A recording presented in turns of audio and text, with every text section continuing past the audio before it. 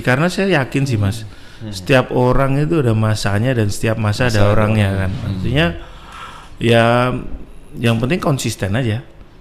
Konsisten ya nanti dapat juga. Orang sukses tuh nggak ada rahasianya, kerja keras tuh nggak ada. Ternyata orang sukses itu karena kebetulan aja. Kebetulan. Iya. Serius. Ini menyesatkan nih. Kalau dibilang karena kerja keras gitu kan. Loh emang orang-orang yang nggak sukses tuh nggak kerja keras. Kerja keras sama ya. Lo ya di depan situ perempatan itu ada badut nari-nari itu kan dia kerja keras Mas. Tapi dia nggak kebetulan. Jalanin aja. Assalamualaikum warahmatullahi wabarakatuh. Waalaikumsalam warahmatullahi wabarakatuh. Teman-teman, ini namanya Mas Auf, Ardi Nugroho. Ardi Nugroho. Jadi saya kenal beliau ini berapa tahun ya Mas Auf ya? Dari 2018 ingat saya karena sebelumnya dong. Iya 2017. Kita kan kenal di Arfa Barbershop bukan ya? Ya di Arfa, sebelumnya tempat Pak Pukuh ya. Kayaknya kita perlu undang beliau juga ya. Mas Arif ini Arif Fatoni sibuk banget beliau, pengennya kesini beliau ya. Mas Auf sibuk apa sekarang Mas? Kirimin aja. Sebagai apa dikirimin aja nih? CEO? CMO saya. CMO? Chief Marketing Officer. Betul. Di situ saya dengar ada Pak Budi Isman juga ya? Pak Budi Isman ya, sebagai Presiden Komisaris. Ini perjalanan yang luar biasa dan teman-teman beliau ini sehari bisa meeting sampai beberapa kali, saya lihat capek banget. Enak gak sih Mas? Hah? Enak dulu nggak bikin Mbok Moro. Jadi beliau ini Mbok Moro berapa tahun Mas ya? Dari 2013 saya jual 2017. Jadi emang hobinya jual perusahaan. Ini kayaknya bakal dijual juga nih ke depan. Sebelumnya saya dulu nge-blog juga. 2009 saya jual blog saya itu 2012. Saya bikin resto, another industry kan. Udah pernah lah blog, nah terus udah udah jual lagi 2017 lah gitu. Jadi kalau ada orang yang bilang tujuan akhir kita itu adalah menjual perusahaan, ente sudah praktekin ya? Itu ngerti ilmunya nggak sih kayak gitu Mas? Ada. Dulu tuh emang udah paham ya?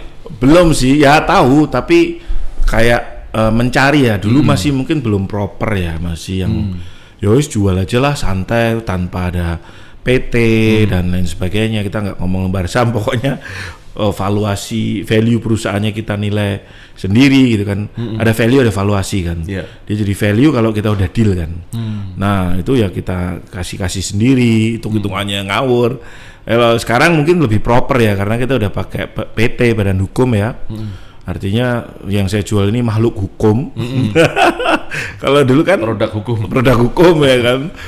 Jadi lebih proper dan lebih tertib lah gitulah. Tapi Mas Auf tuh pernah ada jejak profesional nggak? Kerja agak lama? Nggak ada emang. Awal emang bisnis dari kuliah? Iya dari kuliah, saya dari SMP saya udah mulai dagang. Saya nyebutnya dagang ya. Dari SMP saya jualan, selesai sekolah saya biasanya keliling jualan chicken nugget tuh door to door. Kan terus SMA, kebetulan SMA saya ini orang-orangnya fanatik sama SMA-nya, jadi saya jualan mulai dari kaos, jaket, sampai dulu saya pertama kali di SMA saya jualan sandal jepit. Sandal jepit SMA saya. Kasih logo, The Brito kan namanya kan. Agak keren lah dijual gitu kan. Sampai dulu boxer ya tak jual juga. Karena SMA-nya cowok semua. Pokoknya semua dijual ya? Jual semua gitu kan. Nah, itu kebawa teman saya ada satu, Rico, dia punya Aero Street ya. Itu teman sebangku karena dulu dari SMA kita sering jualan clothing ya. Itu terus kuliah having fun aja sih. Distro dulu saya mungkin kalau ngomong kerja di distro ya. Ya nggak serius banget kan itu. Tapi duitnya lumayan ya? Enggak sih sebenarnya supaya buat dapat endorsan ya karena dulu saya ngeband. Dulu ngeband terus saya bikin clothing gitu kan. Udah after itu saya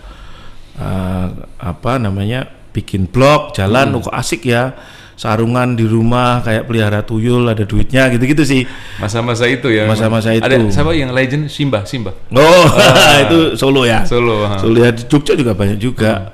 Ada dulu guru saya sih Mas Dewan tuh, Radian Dewan Toro. Mas Dewan betul. Nah itu dulu saya kenal beliau dari zaman masih Astrea Prima sampai sekarang udah kerjaannya ngopi tok kalau tiap pagi itu kan. Nah, itu saya udah belajar ngeblog dari dia komunitas sampai 2012. 2013 saya buka, saya jual blognya. 2013 saya coba deh industri baru nih, ya kan. Nah, itu 2013 saya rumah makan, ya alhamdulillah jalan 23 cabang gitu kan. Itu si Mbok Moro itu. Mbok Moro, dan dulu ada kerjasama juga dengan beberapa teman juga. Terus 2017 saya menemukan why saya mungkin ya, jadi terus ya udah deh, saya jual, saya bikin konsultan. Iya, fantastic Consulting ya. Masih 2017. 2017. Oh, lama juga ya? Lama. Ya. Udah 5 tahun nih. Gitu ya, itu jalan alhamdulillah karena itu kayak passion ya. Iya. Ngajar dan lain sebagainya. 2021 diajain kemarin sama Mas Rizal. Kebetulan Mas Rizal tuh ikut kelas ya waktu itu, ikut kelas saya. Terus dia paham framework saya, dia ngajain, Mas ini aku punya something nih. Nah, tuh temuin saya sama Mas Faris. Nah ini bikin ini, akhirnya udah nih ini something yang bisa big nih, the next big thing gitu ya. Dan alhamdulillah dari 2021 dari cuma berapa ya karyawan, mungkin cuma nggak sampai 10 gitu ya. Sekarang 2023 nih ya, Oktober kita 200-an orang. Wow. Ya dengan perputaran uang per bulan tuh puluhan M lah. Dari yang modal kita awal coba nggak sampai, paling cuma beberapa ratus juta, nggak sampai modal awalnya. Sekarang perputaran udah sebulan udah puluhan M. Dan ya awal 2023 kemarin, sebenarnya akhir 2022 sih dealnya, tapi duit masuknya di 2023. Kita sudah dapat investment juga dengan value perusahaan di angka 100-an M. Gitu ya, lumayan lah. Oke. Itu kan jejak ya Mas ya? Yang Mas Auf ceritakan itu kan garis besarnya jejak. Jadi sebetulnya kenapa saya pengen tahu nih, karena banyak orang yang kelahiran tahun 85. Jauh sama saya 89. Nggak, maksudnya gini, era-era itu kan memang orang tuh pengennya profesional, iya kan? Angkatan-angkatan itu sandwich generation tuh kerja gampang, gaji gede, gitu kan? Karena memang dia ngerti bahwa era itu teman-teman saya nyaris semuanya jadi PNS dan segala macam. Tapi memang, dan saya pernah ada di profesional gitu. Tapi memang nggak ada minat di situ. Atau kenapa Mas? Nggak ada sih Mas. Jadi dulu kan saya ikut, yang bikin saya jadi pengusaha itu Tung Desemaringen sih, Pak Tung. Saya ikut dulu ya, waktu kuliah tuh diajain teman saya ngeband gitu kan. Dia heran juga, namanya Halim tuh, dia punya bandnya metal. Tapi dia ngajari saya itu dulu financial freedom bla bla bla gitu. Saya diajain tuh lompat-lompat itu ribuan orang di Jakarta. Tapi dari situ saya mulai paham, Robert Kiyosaki, saya terjerumus Robert Kiyosaki tuh. Era-era itu memang. Nah, era-era itu Robert Kiyosaki kan, karena kan kita apa itu? Rich Dad Poor Dad, ya kan, ada 4 kuadran yang menurut saya juga itu agak menyesatkan juga sih sekarang. Karena kalau tapi jangan salah, dulu banyak orang tertolong loh. Terus Pak Purdi dulu kan, Utang. EU entrepreneur utang. Saya baru mau nanya. Pasti ini linknya ke EU juga. EU juga gitu kan, berutang. Tapi membakar semangat sih. Iya. Walaupun kalau sekarang mungkin lebih proper kan. Contoh kayak 4 kuadran tuh kan. Kata Robert Kiyosaki kan, kalau kamu mau kaya, kamu jadilah pebisnis kan. Saya nggak setuju kalau sekarang. Harusnya jadi podcaster. Bukan. Better lah. Karena gini. Contoh ya, saya ngomong, kalau kita cuma ngomong kaya jadi pebisnis, ya coba deh tanya bakul angkringan itu pebisnis kan? Dia pedagang pebisnis kan? Dia ada di kuadran bisnis kan? Iya, betul. Kan? Di kuadran B-nya Kiyosaki. Coba bandingkan pendapatannya dia sama direkturnya Unilever. Lebih gede mana? Pasti lebih gede pendapatan direkturnya Unilever, ya kan, per bulannya kan. Sama-sama pebisnis. Jadi pebisnis, yang satunya kan karyawan. Ya kan? Iya kan. Dan dari situ direkturnya Unilever mungkin dia punya duit untuk franchise apa kayak Indomaret, Alfamart dan seterusnya. Masuk kuadran investor kan. Investor. Nah, jadi sebenarnya bukan tentang, dari situ saya paham bahwa ini sebenarnya bukan tentang kamu tuh profesinya apa, tapi bagaimana kamu permainan finansialmu di situ. Oh. Di situ, dari situ saya mulai ya paham sekarang Permainan finansial. Iya, iya. Karena zaman dulu kan kita nggak ada financial literasi kan. Iya. Zaman saya ya terutama ya. Dulu kan kita bisnis tuh cuma ya sidul anak Betawi tontonannya kan gitu kan. Jadi kamu nggak jadi apa, jadi tukang insinyur kan gitu. Nah, dan paling kalau ngomong bisnis yang dilihat di RCTI Oke yang tempat Mas Iqbal itu kan ada di kapal-kapal, simbok-simbok yang jualan. Itu ya. Gitu. Enggak, tapi jujur saya mengakui bahwa maksudnya kan umur belum terlalu tua ya kan. belum ada 50. Berarti kita ya bisa dibilang seangkatan lah, satu letting. Tapi saya salut loh sama kayak Mas Auf, teman-teman yang lain. Berarti dia di era itu ketika teman-teman kuliah sibuk daftar pekerjaan, ya. Kalian ngapain gitu? Saya daftar PNS juga. Karena nggak keterima? Bukan, karena ibu saya kan minta kan, karena kan orang tua saya nggak ada yang berbisnis Mas, nggak ada yang berdagang lah paling nggak. Orang tua keluarga ibu itu PNS, keluarga bapak kebanyakan dokter, jadi saya yang murtad jadi pengusaha lah. Nah, ibu waktu itu pokoknya kamu tuh daftar PNS gitu. Memang orang dulu begitu Iya, ya? iya kan. Nah, akhirnya saya menyenangkan orang tua kan. Kan ibu tadi minta apa tadi? Pokoknya daftar dulu. Daftar kan. Nah, saya daftar. Saya ikut ujian. Saya ikut ujian, saya peserta paling cepat keluar waktu itu. Tak isi, gitu kan. Wah, ini ketahuan ibu saya. Tapi dari situ kan juga dulu nulis kayak gaji berapa gitu ya. Kan yang penting kan daftar. Bu, kan. maaf ya Bu. Gitu ya, sampai akhirnya ya udahlah, akhirnya satu titik ibu saya melihat bahwa apalagi dulu posisi saya lulus itu saya ngeblok Mas. Jadi tambah nggak kelihatan. Ini kok malah nggak ngapa-ngapain di rumah terus main komputer, pegawainya freelance karena kan aku dulu bahkan akhirnya saya memutuskan wes lah aku bikin kantor dulu, sampai aku bikin kantor. Padahal itu orang-orang freelance itu sebenarnya nggak apa-apa. Sorry, ngeblok itu tahun berapa? 2008, 2009. Internet belum. Iya, tapi Google udah max money di situ. Ya. Warnet. Ya warnet sama di rumah ya, karena udah mulai ada internet kan. Itu udah dari situ ya, cuma bikin blog gitu. Dulu belum ada YouTube kan, jadi masih belum ada podcast gini. Betul. Ya, jadi income-nya dari iklan itu AdSense. Ya, AdSense sampai 2010. Jadi benar-benar melawan itu ya. Ya. Teman-teman tapi banyak yang jadi PNS juga, pebisnis juga. Banyak. Pebisnis ada juga. Kalau dari teman-teman SMA banyak pebisnis juga karena SMA saya memang agak isinya dulu orang tuanya juga kebanyakan pebisnis kan. Iya.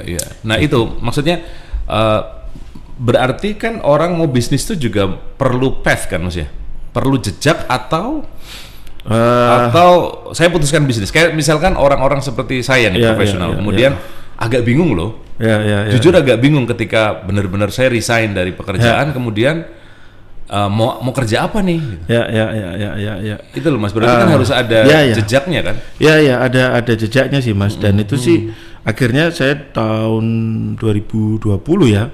Waktu itu MC-nya juga keren sih. Saya launching buku judulnya Fantastic Six Framework. Oh, itu MC-nya keren banget. Nah, karena itu kayak path-nya itu ada di 6 framework itu gitu. Itu framework itu Mas Auf yang wow. Ya, karena kan orang taunya 7S McKinsey dan seterusnya kan. Akhirnya kenapa Indonesia nggak punya framework sendiri nih? Nah, aku bikin namanya Fantastic Six Framework. Less than McKinsey ada 7, kita cukup 6, tapi menurutku itu lebih powerful. Gitu. Jadi itulah yang menurutku gini. Saya sekarang ketika ketemu anak yang lebih muda dari saya bisnis, saya tuh seneng berbagi karena apa? Saya dulu ketika saya mengawali, saya berharap ketemu orang yang bisa ngajari pet-nya gitu. Gitu. Nah, makanya saya bikin pet-nya itu tadi. Ya let's say kayak awal-awal nih bisnis kan. Dulu awal bisnis itu sebenarnya diajarkan di agama juga kan. Innamal a'malu binniyat gitu kan. Ini kalau ngobrol sama Mas Iqbal harus agak soleh saya. Tapi jenggotnya panjang aja. Nah, artinya niat bisnis itulah yang sebenarnya harus tepat di awal, gitu kan? Karena itu basic landasannya. Basic itu. Kalau kata Pak Happy Trenggono Iya. beliau menasihatkan buat apa lari kalau arahnya salah. Wow. Buat apa lari kalau Arahnya salah gitu. Nah, karena saya ngalamin ketika awal mulai bisnis saya itu nggak sesuai gitu, sehingga saya sampai satu titik waktu itu 2016, 2017. Kenapa saya jual tadi kan? Karena kayak nggak nemu gitu why-nya gitu. Oke. Gitu. Termasuk bikin itu restoran Ya, segala ya, macam. ya. Itu dalam rangka mencari. Bukan sih dalam. Termasuk bikin The Pengusaha ini. Nah itu malah justru The Pengusaha itu tak bikin waktu itu ya. Karena why saya. Oh. Nah, kalau restoran itu why saya yang saya nggak sadar saya lakuin. Nanti yang repot kalau nggak sadar. Blind spot apa itu? Bukan, jadi gini. Ini sedikit cerita tadi kan. Keluarga saya itu bukan keluarga pengusaha kan. Nah, makanya ketika saya awal bisnis itu tuh saya cuma pengen jadi orang kaya. Oke. Nah, saya punya standar kaya kan. Saya mulai bisnis kan, let's say saya mulai serius di ngeblok itulah.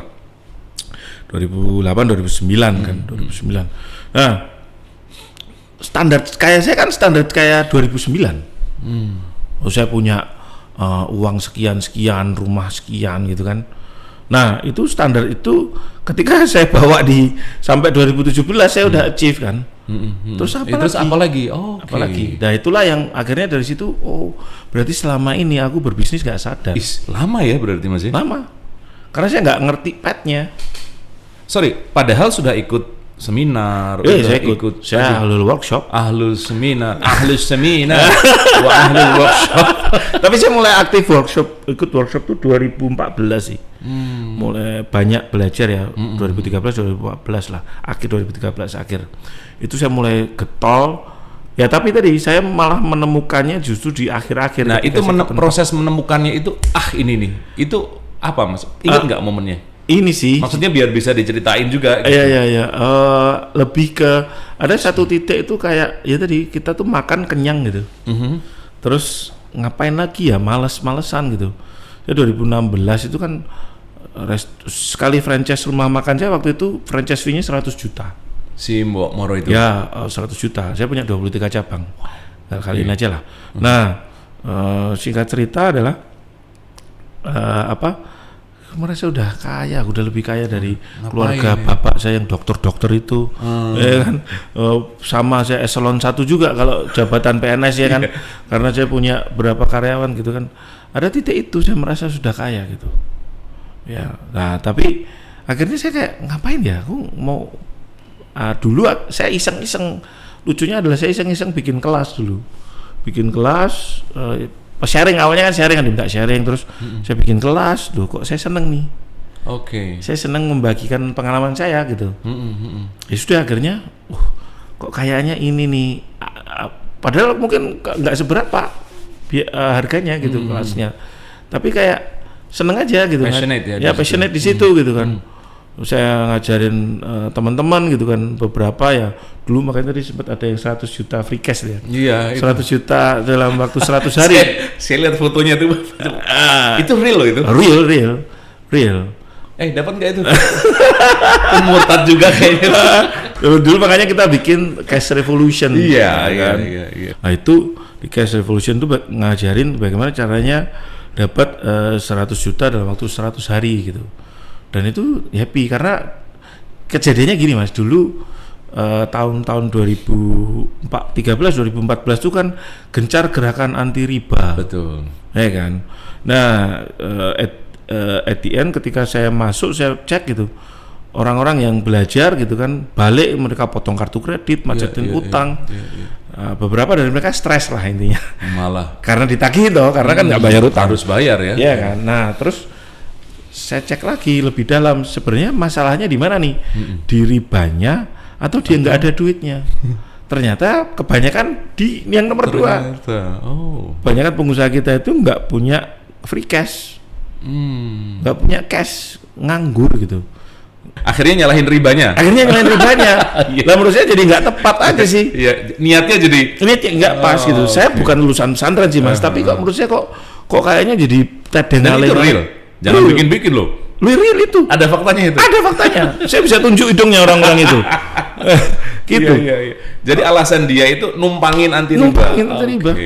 Gitu. Salah lagi ya. Iya kan menurut saya nggak pas aja Nggak pas, gitu. Ya. Nah terus akhirnya dari situ berarti sebenarnya deh.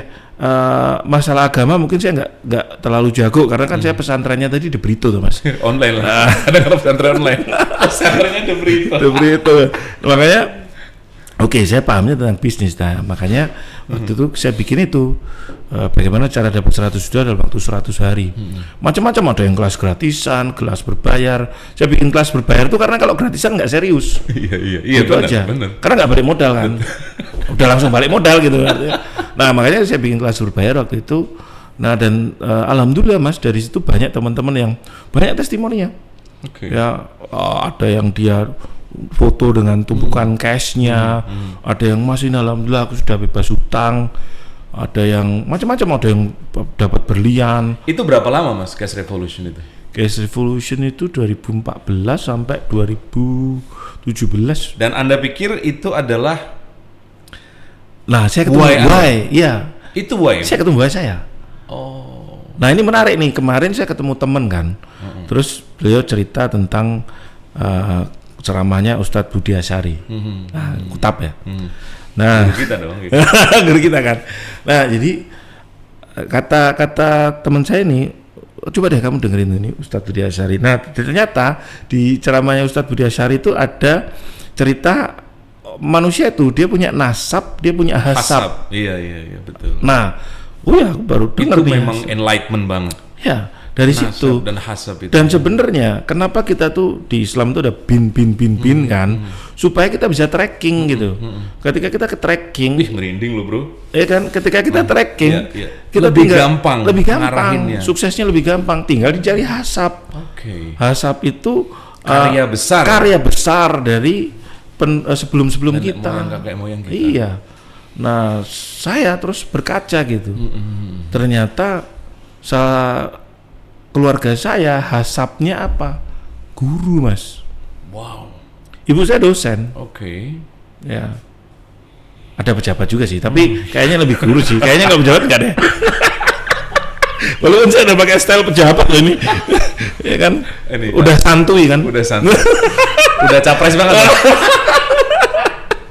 Tapi akhirnya saya nemuin ini kayak ini. Makanya kenapa kok dulu saya nggak bisa ngomong Mas. Ya dulu sih belum ada kelasnya Mas Iqbal, jadi sayangnya gitu. Jadi saya belajar itu dipaksa. Coba kelasnya dari dulu ya. Nah, enggak tuh lebih besar Anda. Setiap hari tuh live Facebook lah ngomong nggak jelas gitu. Materinya sampai bingung kok. Tapi dari situ saya kayak ini nih ternyata gitu. Dan itu saya nikmatin gitu. Gitu. Jadi ya itu akhirnya saya ketemu why saya kayak 2017. Tapi kok kenapa lompat ke sini? Maksudnya nggak ngelanjutin ke situ? Nah, nanti dulu ada ceritanya. Ketika kita bikin kirimin aja pun kan sebelum ini kan saya sempat ada kerjasama juga lah. Tapi saya juga nggak nemu juga why-nya dia, why saya nggak ketemu gitu kan. Akhirnya saya juga off. Nah, di sini saya ngomong kan, loh kebetulan partner bisnis saya di kirimin aja ini orang-orang yang sudah selesai dengan urusan duit, maksudnya udah dengan bisnisnya masing-masing sudah inilah gitu. Saya juga alhamdulillah lah dengan bisnis saya juga sudah jalan gitu kan. Jadi kayak terus ngapain kita bikin ini gitu? Kalau cuma untuk cari duit tok, nggak perlu deh kalau cuma segitu gitu kan. Nah, ini ngobrol sama orang-orang sama founder dan co-foundernya kan. Ternyata dari situ kita punya passionate bahwa gimana kalau kita bikin legacy sebuah perusahaan yang itu tuh memberikan manfaat untuk apa? UMKM Indonesia.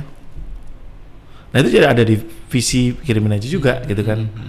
Menjadi solusi teknologi untuk kebutuhan supply chain ya agar ekosistem bisnis di Indonesia berkembang. Itu visi kirimin aja. Nah, jadi kami melakukan ini bukan ya uang ada ya, tapi lebih ke didorong awalnya ya memang kita pengen kontribusi. Dan itu rasanya beda ya. Rasanya Maksudnya beda. gini, saya pengen ngehubungin nih. Tadi kan yang menarik begini. Ya. Dari tadi passion ketemu si Cash Revolution ngajar orang, Ya. hasap segala macam Ya. tadi kan itu kan Betul. jejak tuh. Ya. Kemudian masuklah di sini. Apa ya? Garis yang kan pasti ada garisnya Ya. dong. Apa Mas yang menghubungkan itu? Ya. Manfaat berarti. Ya, manfaat gini. Jadi gini, ketika saya ngajar,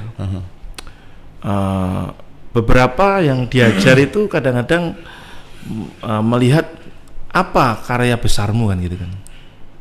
Oke. Iya kan? Iya.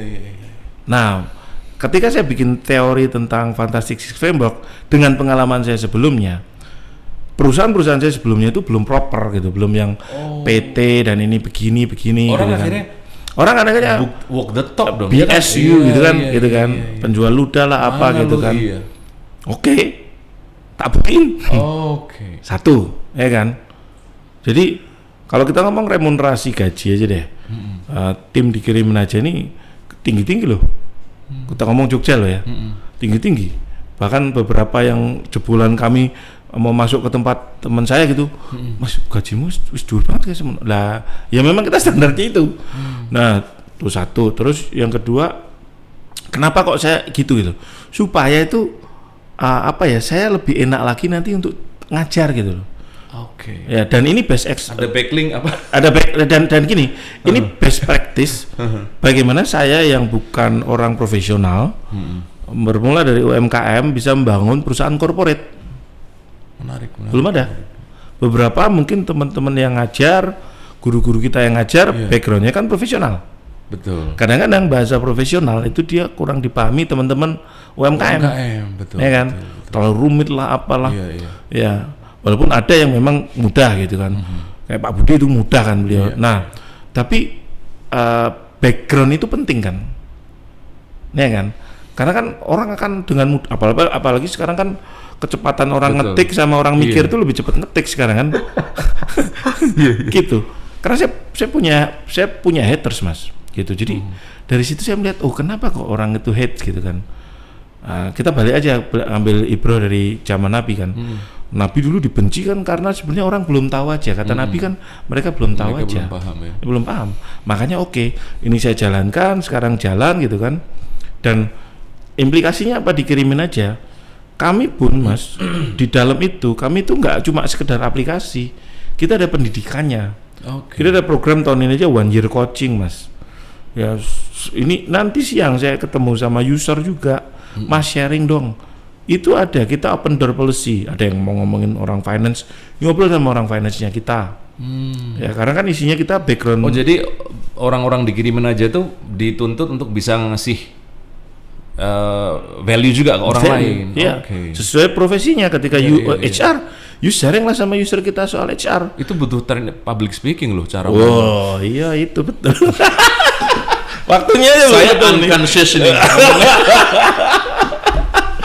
Gitu Mas. Nah itu passion itu kita kasihkan di sini. Jadi saya bagiin kelas di kelas-kelas saya, kelas Pak Budi. Kebetulan Pak Budi juga punya passion yang sama. Iya, saya melihat Pak Budi tuh tulus banget ya. Iya coba aja. Sampai putih semua rambutnya. Sempat merah kemarin. Udah keluar dari dunia hitam beli. Teman-teman cek aja di YouTube, kirimin aja di Instagram, kirimin aja. Kita banyak sharing ilmu di situ. Kita bahkan bikin kelompok belajar. Bahkan sampai kemarin ada user platinum kita butuh orang kita carikan. Oke. Gitu. Sebetulnya tuh perkawinan antara fantastik tadi ya. Ya. Embrionya. Oh iya. Oke. Ya fantastiknya kadang-kadang dapat klien dari kirimin aja juga. Iya. Sebegitu sebaliknya. Kadang-kadang kliennya fantastik jadi user kirimin aja juga. Oke. Jadi ini masih sama gitu. Tapi itu disepakati dengan yang lain nggak tuh? Sepakati dong. Karena mereka udah selesai tadi ya? Iya. Berarti saya mesti cari partner yang udah selesai juga. Disepakati. Dan ini kan artinya bagaimana cara kami memimpin tim. Misalkan saya membentuk tim gitu kan. Ya dengan cara saya. Misalnya saya senang ngajar. Ya saya dengan tim saya ngajar. Tak ajari deng. ini NLP, ini begini. Mas Auf nih kalau ngajarin gampang banget dicerna men. Mungkin karena salah satunya NLP itu ya. Iya, salah satu ilmu yang merubah hidup saya itu. Itu banyak orang berubah karena NLP Mas. Karena belajar tentang manusia kan.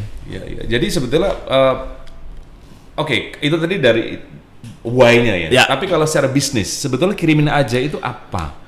Ya, kirim Gampangnya deh. Gampangnya ya. Kita itu adalah platform untuk pengiriman khusus COD yang tanpa harus menggunakan marketplace. Khusus COD tanpa marketplace. Ya, gitu. Contohnya misal. Contoh misalkan teman-teman jualan di Facebook gitu ya. Oke. Nah, kalau sekarang tren COD ini gede banget Mas. Gede banget, betul. Karena ketika kita mulai 2020 itu COD itu 73%. 2021 itu 84% dari transaksi online. COD itu. Menariknya gini. Jadi yang beli COD ini rata-rata orang-orang yang mungkin di daerah. Kalau dulu kan awalnya trust, karena nggak trust gitu kan. Oke. Nah, tapi sampai semakin ke sini. Iya, dulu ngeri loh COD. Iya kan, karena betul, itu kan. betul. Tapi semakin ke sini ternyata bukan masalah trust gitu. Karena COD toh nggak bisa dibuka. Barangnya dibayar dulu baru dibuka. Kan iya, gitu. Iya. Nah, sekarang isunya bukan di trust, isunya di gini Mas. Jadi ternyata behaviornya konsumen adalah mereka belum paham brand itu. Oke. Ya kadang-kadang teman-teman yang jualan COD entah madu, entah fashion apapun belum ngerti brandnya, yaudah deh nanti tak bayar kalau udah sampai kan gitu kan. Nah yang kedua adalah beberapa ini mereka itu punya habit kalau gajian mereka ngambil duit cashnya. Jadi tidak menyisakan di rekening gitu loh. Iya. Ya, karena, Oke. Itulah kemudian transaksi m-banking segala macam. Iya. Itu COD. Ya kan. Jadi karena beberapa itu banyak di daerah Mas. Daerah-daerah yang masuk kalau ya di gunung itu tepus gitu kan. Jalannya gini-gini kan. Kan mereka kalau ke ATM jauh Mas. Jauh, betul. Iya kan. Jadi mereka beli, ke ATM ambil duit cash, udah beli online di situ. Nah biasanya mereka orang-orang yang mungkin pendapatannya UMR, seputaran UMR gitulah. Makanya ya sudah duitnya mending diambil sekalian. Gitu. Ini dilayani sama. Ya kalau marketplace itu kan ada kayak rekbernya gitu kan. Tapi ada juga teman-teman yang kesulitan adalah teman-teman yang jualan di Facebook, di Instagram, karena di situ nggak ada rekbernya. Sehingga apa yang terjadi? Mereka itu biasanya rekber itu adalah rekening bersama. Ya kan? Kalau kita beli di marketplace itu kan ada ya kan barang sudah sampai cairkan, selesai pesanan dicairkan kan kayak itu kan. Nah, kalau di social commerce kita nyebutnya ya Facebook, Instagram itu tuh nggak bisa gitu karena nggak ada fasilitasnya kan. Sehingga yang terjadi apa? Para seller ini dia akhirnya ngontak langsung sama ekspedisi. Ya kan? Si sellernya ngontak langsung sama ekspedisi untuk transaksi COD dong. Oke, ini yang dilakuin sama teman-teman kita juga. Iya, betul. Nah, itu ketika seperti itu ekspedisi tentunya milih-milih dong kirimanmu berapa dulu. Kalau cuma 3 mah ngapain? Mereka nggak mau. Harus ada volume tertentu, ya kan? Terus misalkan pun volumenya tercapai, Mas. Misalkan nih barangnya itu dikirim hari ini gitu kan, hari Kamis, let's say sampai besok Sabtu, ya kan.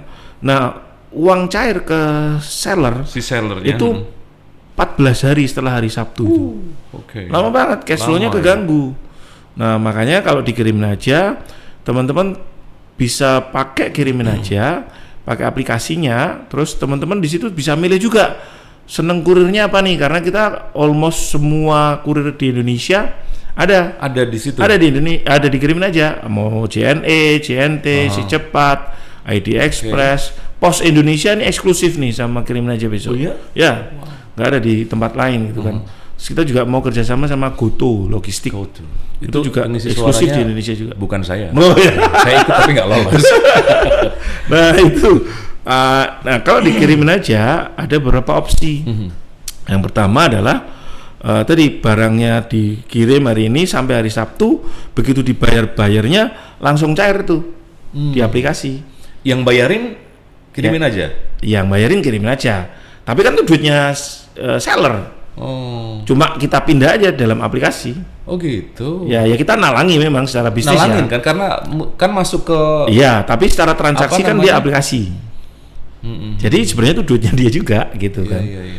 Masuk bayar itu pertama tuh, itu yang membuat mungkin pertumbuhan kriminalisasi sangat cepat gitu karena banyak orang punya pain itu. Iya. Ya kan. Terus ada pilihan kedua. Barangnya baru di pick up sama kurir, Oke. kita cairin 50%. Wih, seneng Untuk dong ya. iya. Kan cash flow kan pay-nya kan. Iya. Kalau orang sakitnya panu ya kita kasih obat panu. Jangan sakit panu kita kasih obat jantung. Iya kan? Nanti nggak 12 nyambung. benar. Iya. Makanya yang kedua barangnya di pick up, ya udah kita cairin 50%. Bahkan kemarin kita trial untuk tahun ini tuh kita bikin barangnya belum jadi udah cair. Baik banget. Modal kerja. Jadi untuk beberapa user terpilih gitu ya, kita kasih modal kerja tanpa bunga, tanpa Oh jaminan. itu karena sudah ada tracking ya. Udah ada tracking. Udah. Dan itu alhamdulillah beberapa user kami growth-nya bisa 3 kali lipat, 4 kali lipat. Ya alhamdulillah sih, ikut seneng. Jadi basic karena tadi Mas ya ternyata ada background manfaat tadi ya. Ada manfaat. Itu gede banget berarti ternyata ininya ya, dampaknya ya. Iya. Nah, jadi ya apa ya? Khairun nas anfa'uhum linnas itu. Ya. Nah itu. Jadi karena ada manfaat kan. Jadi ya kita, ternyata ini ya yang orang bilang dulu, fokus aja kasih manfaat. Saja. Oh. Nanti Allah akan balikin kan gitu kan. Dan menurut saya nih yang saya lakukan ini ya saya ngasih manfaat, ya kirimin aja user 200.000 Mas, seluruh Indonesia. Sekarang ini 200.000 seluruh Indonesia kan. Ya saya membantu 200.000 orang. 200.000 orang. Masing-masing pengusaha mungkin dia punya karyawan, punya apa yang mendoakan toh. Let's say satu perusahaan ada 10 sampai 20 orang kan. Ya kaliin aja berarti ada manfaat ke berapa ratus atau berapa juta orang itu. Itu aja sih. Jadi itu pentingnya, artinya kalau lagi-lagi kalau bisnis memang nggak boleh sembarangan ya Mas. Nggak boleh sembarangan. Bahwa banyak orang yang ngasih teori tentang itu loh visi ya kan. Visi itu harus begini, nanti begini. Cuman ternyata dalam praktek ternyata nggak semudah itu. Nggak semudah itu. Ya, karena gini. Pebisnis itu salah satu menurut saya salah satu yang menjadi kekuatannya adalah weruh sak durunge winarah. Oh iya. Bukan paranormal ya, tapi lebih ke kayak mereka punya insting, intuisi. Saya ini kadang-kadang ngobrol sama temen itu kadang nggak nyambung, karena mungkin saya sudah melihat yang orang lain belum lihat. Yang ini akan kejadian. Ini kejadian, iya. Ya kan. Nah, sehingga pentingnya komunikasi itu di tim di situ, karena kan ini loh nanti kalau gini-gini kita gini nih peluangnya ini. Karena itu kan sebetulnya pengulangan ya Mas. Iya pengulangan, tapi cuma berubah aja kan. Berubah bentuk aja sebenarnya. Nothing's new under the sun lah. Gitu. Jadi ketika sudah jelas tujuannya Mas. Nah ini juga nih, ini yang saya lihat kesalahan saya Mas. Ketika berbisnis ya.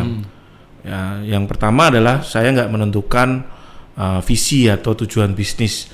Atau tujuan bisnis saya sangat pendek gitu. Finite kalau kata Simon Sinek ya. Finite, saya cuma pengen jadi kaya. Atau ada istilah tuh pengen jadi nomor 1, the best. Menurut saya itu kurang ternyata. Menurut saya satu acuannya nggak jelas. Misalnya Mas Iqbal ngomong pengen jadi podcaster nomor 1, you declare itu tahun 2023 Mas. Nanti 2033 apakah podcast masih ada? Ya, belum. Jadi nggak signifikan juga. Acuan nomor 1-nya apa nih? Nggak jelas kan, nggak ada tolak ukurnya. Nah terus apa? Nanti ketika sudah jadi nomor 1 terus mau apa? Kalau kamu jadi nomor 1, the best company, kayak kemarin saya baca teman saya makan di tulisannya ayam bakar pedas terenak nomor 1 di dunia katanya. Wah saya punya langganan Artomoro atau ayam bakar pedas juga. Aku tanya lebih enak nggak dari Artomoro? Katanya dia klaim nomor 1. Kalau nomor 1 ngapain? Saya ingat obrolan ini tapi dengan versi yang lain sama Mas Arif Fatoni. The Real Barbershop, bukan The Real Barbershop in Town dulunya. Ya. Apa sih? The biggest. Iya gitu. Terus beliau juga sama nih. Terus ngapain gitu? Ya gitu. Artinya terus apa gitu kan? Artinya ketika kita nanti sampai titik itu, ya udah selesai kita. Dan lagian kalau kita menjadi the best, number 1 gitu, manfaat paling awal yang dirasakan adalah kita kan. Berarti untuk apa perusahaan kita ada kalau manfaat yang bisa merasakan paling awalnya cuma Cuman kita. kita. Tapi kalau kita ada manfaat nih, misalkan untuk apa? Untuk memperbaiki ekonomi di Indonesia, manfaatnya ke banyak orang. Meskipun kalau boleh jujur dari obrolan ini tadi saya bisa simpulkan bahwa ternyata Kirimin Aja itu berperan menjaga cash flow UMKM. UMKM, cash flow kan. Jadi kita bukan logistik sih, kita bank ya. Iya, menjaga cash flow kan. Jaga cash flow. Karena pay-nya di situ. Nah ini kebanyakan teman-teman juga setelah satu kesalahan pertama tadi menurut saya ada satu nggak menentukan visi arahnya kemana, ya kan. Terus yang kedua adalah tidak menentukan kendaraan yang tepat untuk meraih itu apa, gitu. Kayak saya kan ini kita menentukan kendaraannya. Iya. Ya kan. Kebanyakan dari kita menentukan kendaraannya dulu baru menentukan arah. Sehingga iya Salah itu. nggak pas gitu kan. Sehingga ketika teman-teman terus ikut kelas scale up dimanapun, at the end, banyakin cabangmu begini tuh, wih sebentar ada yang salah. Iya. Gitu. Itu nggak relevan menurut saya. Menurut saya adalah tentuin tujuannya baru tentuin kendaraan.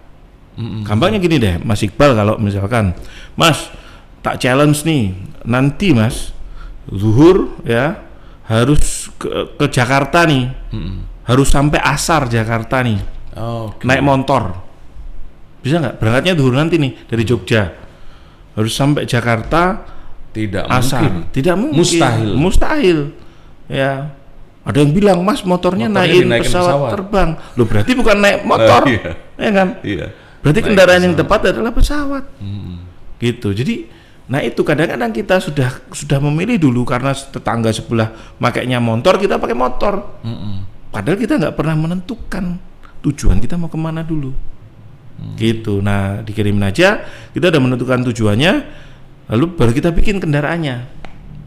Oke. Itu bedanya. Sorry, dalam meraba tujuan itu, maksudnya gini, memang berarti memang yang mau dituju adalah UMKM, yang mau dituju memberikan manfaat tadi. Ya, betul. Oh, kemudian dicari pain-nya. Ya, dicari pain-nya, apa sih pain-nya di Apa market? sih yang, Ya, makanya di awal ketika kita membuat ini, kita sudah melihat dulu yang namanya industrinya apa. Nah, yang menghambat ada empat faktor yang membuat bisnis itu bisa cepat growth. Yang nomor satu itu adalah market size. Nah, ini yang jarang dilakukan oleh teman-teman UMKM. Jadi ketika market size itu bukan market fit. Bukan beda lagi. Ya. Okay. Jadi gini, gampangnya gini. Lebih mudah mana kita nadah air ya di tempat yang hujannya deras atau di gurun Sahara yang kering kerontang? Pasti kan lebih mudah di tempat yang hujannya deras kan? Nggak perlu effort, ya kan? Iya. Nah, Mangap aja. Ya, kita ngomong di Arab gitu kan. Sekarang banyak orang kaya. Kenapa? Di situ sudah ada oli, sudah ada minyak. Kan gitu kan. Nah, sama kayak bisnis menurut saya, kebanyakan dari kita itu tuh nggak mempelajari uang beredar itu banyak di mana. Ya kan? Ya, sehingga yang dicocokin dirinya. Ya, dicocokin pengalaman yang ada di dia. Misal tetangganya, tetanggaku bisnis rumah makan, aku bikin. Saudaraku bisnis rumah makan, aku bikin. Tapi dia akhirnya gini, ilustrasinya gini Mas. Akhirnya bisnis itu menurut saya kayak bangun rumah. Nah, kalau pemula itu biasanya bangun rumah tuh kayak sebelah tuh bangun rumah satu lantai, tak bikin satu lantai. Sebelah kiri bangun lagi setelah kita selesai satu lantai, sebelah kiri bangun rumah 2 lantai Mas, kayaknya bagus 2 lantai, tak jebol lah atapnya, tak bikin 2 lantai. Oke, setelah selesai 2 lantai, di tetangga depan 3 lantai Mas, bagus ya kayaknya 3 lantai, tak jebol lah 2 lantai, bangun 3 lantai, belakang bangun lagi 4 lantai Mas, jebol lagi bangun 4 lantai. Nah pertanyaan saya, bangun rumah 1 lantai, 2 lantai, 3 lantai, 4 lantai, fondasinya sama atau beda? Beda. Ya kan, 2 lantai dia butuh ada daknya lah, apa kan gitu kan. 4 lantai dia harus lebih dalam kan. Nah ini yang disebut fundamentalnya, fundamental berpikir gitu. Nah kebanyakan pebisnis kita ngikut aja. Tapi bukan, sampai di sini Mas ya. Bukannya ketika dia ngikut aja itu karena duitnya banyak di situ. Enggak juga sih. Enggak juga. Misalnya saya mau bikin orang jualan sekarang bakpia nih. Ya. Oke, duitnya banyak dong. Ya, kan ya. tadi kan ngerti di mana Oh duit iya berada. Kan ya. kalimatnya itu berarti ada duitnya nih. Oh iya, Terus saya bikin. Betul. Nah, yang jadi case gini, kadang-kadang kita hanya lihat bakpia, oke. Cuma di Jogja aja. Sehingga kadang-kadang kita merasa sudah besar. Gitu. Wah, aku sudah penghasilan 1 miliar per bulan kan. Aku sudah kayak jadi sultan bla bla bla. Nah, padahal dia nggak ngerti market size-nya sebenarnya segede apa. Contoh Mas, tak kasih contoh sampel aja yang dikirimin aja ya. Ketika kita build awal Mas, kami ngeliat gitu ya, berapa sih transaksi online, e-commerce transaction tahun 2000. Saya kan kirimin aja itu ada produknya itu Desember 2020. Saya mulai diajakin 2021. Oke. Nah, ketika diajakin itu kita cek transaksi e-commerce itu berapa sih tahun 2020. Nah, ternyata transaksi e-commerce itu 260 triliun. Wow. Gede kan? Indonesia. Ya. Terus masalahnya di mana? COD 73%, artinya 160 triliun. Ya kan? Nah, dari 160 triliun, kami menentukan sudah dari awal kita mau ngejar berapa. Kita ngejar waktu itu 5% deh, 8 triliun. Nah, sehingga dari awal saya sudah tahu saya harus bangun rumah berapa lantai. Oke, berapa lama? Dari situ kan saya tinggal menentukan. Kalau kendaraan saya pesawat, apakah saya hiring orang X Sumber Kencono atau X Garuda? Karena saya sudah menentukan. Ya? Iya, ngefek ke timnya lah, ke bisnis modelnya, kendaraannya, gitu. Karena tadi saya menentukan dulu tujuannya. Oke. Berarti misalnya akhirnya saya ngerti ceruk ini, kemudian saya bikin, aku mau ikutan kirimin aja. Ya. Potensinya sukses? Potensi besar lebih besar. McKinsey kemarin ada bukunya Mas 874 lembar. Dia memetakan gitu potensi sukses gitu kan. Ya, ada namanya ROIC, Return of Invested Capital. Nah, ternyata masing-masing industri ROIC-nya beda-beda. Jadi ada yang range-nya pendek, ada range-nya panjang. Intinya gini, ketika kita nggak paham kita di industri apa, kita ada di medan perangnya kayak apa, ya kita berjalan begitu saja, ya mungkin bisnis kita akan gitu-gitu aja. Tapi ketika kita tahu bahwa kita, misal contoh saya tadi ya, ternyata 266 triliun. Lalu ketika sekarang ini Mas, beberapa bulan belakangan ini, ya tahun inilah, itu setiap bulan ada yang mirip kami Mas, muncul baru Mas. Baru. Apakah kami deg-degan? Biasa aja. Karena kan tadi 266 triliun itu pun itu 2020. Iya kan? 2021 400 triliun Mas. 2022 500 triliun. Sekian lah. Kalau kami belum 1 triliun, ngapain kami takut? Iya. Kirimin aja OTW 1 triliun gitu kan.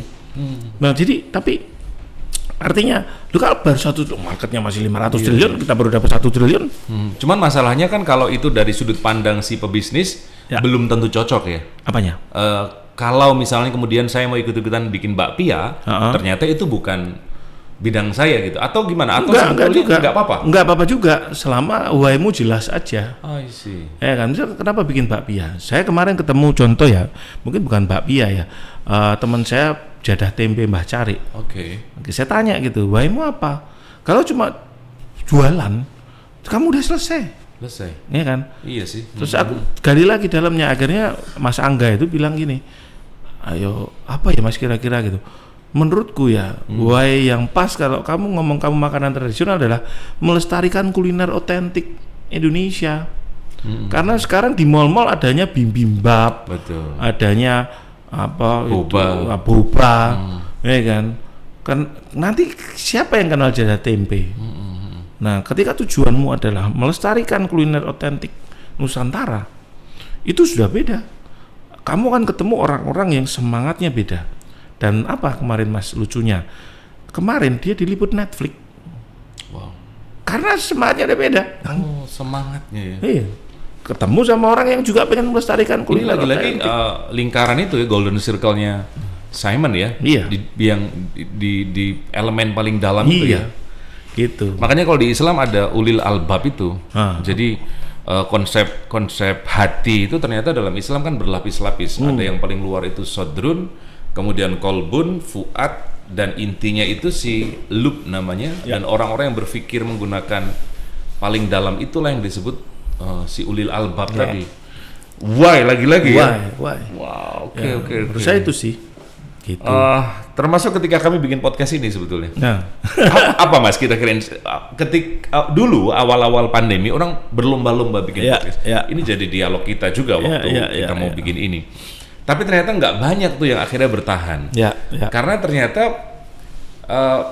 bukan value karena asik aja lihat Deddy Corbuzier dengan podcastnya, kemudian mereka beli alat mahal-mahal nggak sampai berapa episode hilang gitu. Nah itu apa tuh kira-kira buat kita Mas nasihatnya nih, advice-nya apa nih? Kan kita sama-sama ada ajanya kan, kirimin aja kita jalanin aja. Gitu. Ya menurut saya jalanin aja ya, mungkin tidak boleh sekedar jalanin aja ya. Artinya harus bisa menjadi petunjuk jalan buat orang-orang yang nonton gitu. Ya misal nih mau bahas apa nih, misalkan petunjuk jalan untuk orang-orang pengusaha pemula, atau petunjuk jalan untuk orang-orang yang pengen beriman, lebih kuat imannya, bebas sih. Tapi intinya kasih impact. Ketika ada impactnya, gini, orang itu tidak akan pernah loyal sama perusahaan. Artinya ketika dia memilih brand apapun, mau Apple, mau apa, itu bukan brand itu yang dipilih, tapi orang itu loyal sama mimpi. Jadi dia pasti punya mimpi kan, ya Mas Iqbal pasti punya mimpi. Nah, dan bentuknya apapun, yang penting mimpinya itu terwujud. Nah, jalanin aja, harus jadi jalan untuk orang-orang mewujudkan mimpinya. Menurut saya, apapun itu, misalkan mungkin tidak hanya podcast ya pasti kan? Ya kan, misalkan ini proxy aja sebetulnya. Gitu kan. Misalkan nanti tur ke kantor-kantor siapa, misalnya kemarin ada Mas Nizar gitu kan. Ya cek aja ke Furnis kayak gimana kantornya gitu kan. Jadi ada value-nya di situ, kita kasih value. Fokus aja giving value. Dan orang akhirnya ini ya, apa manfaatnya bagiku?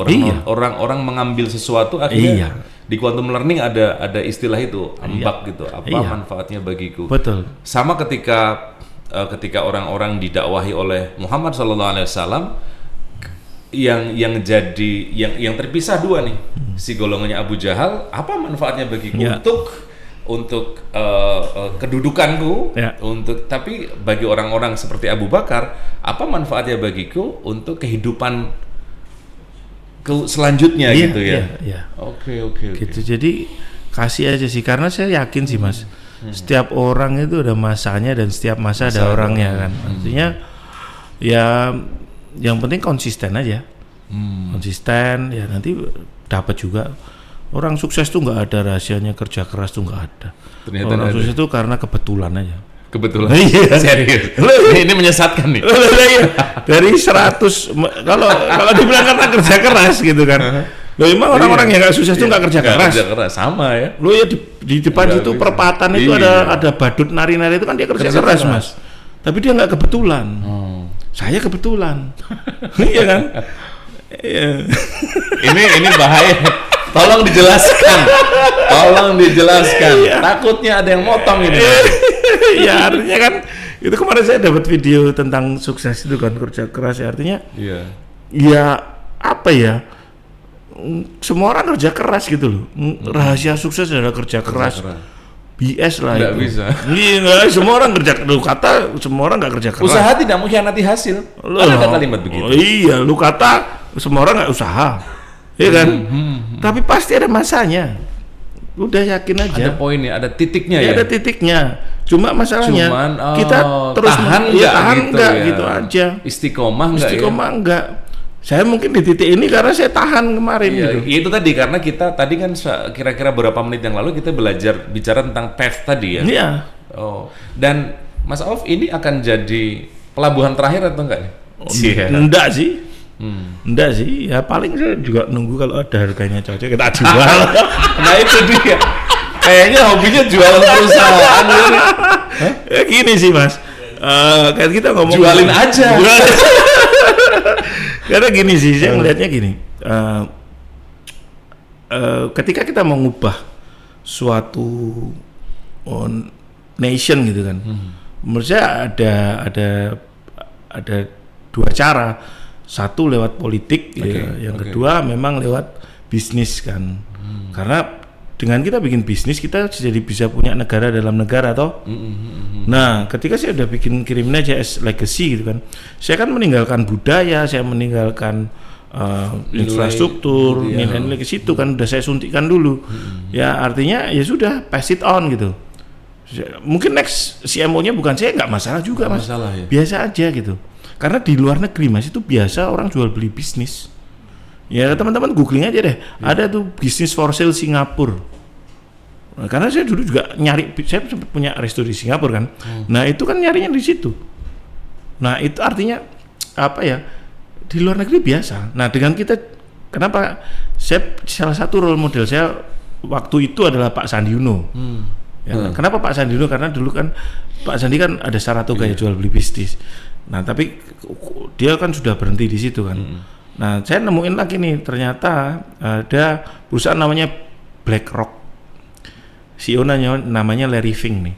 Nah BlackRock ini Mas Iqbal, ternyata dia itu perusahaan investasi yang investasinya itu hampir, ya pokoknya semua di seluruh dunia ini ada duitnya dia.